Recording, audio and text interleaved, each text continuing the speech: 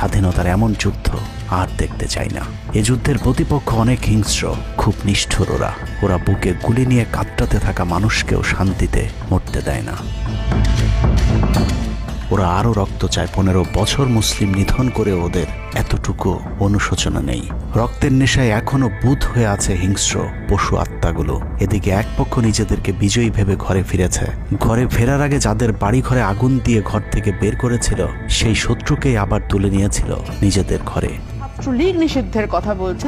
এই নিষিদ্ধ করবার ম্যান্ডেটটা, নিষিদ্ধ করবার অধিকারটা তাদেরকে কে দিল? তারা এদেশের মানুষ, রাজনীতি করার অধিকার সকলের আছে। আমাদের কেড়ে নেওয়া যেমন অন্যায় ছিল, আমরাও আরেকজনের কেড়ে নেওয়ার অধিকার, এটা আমরা এভাবে বলি।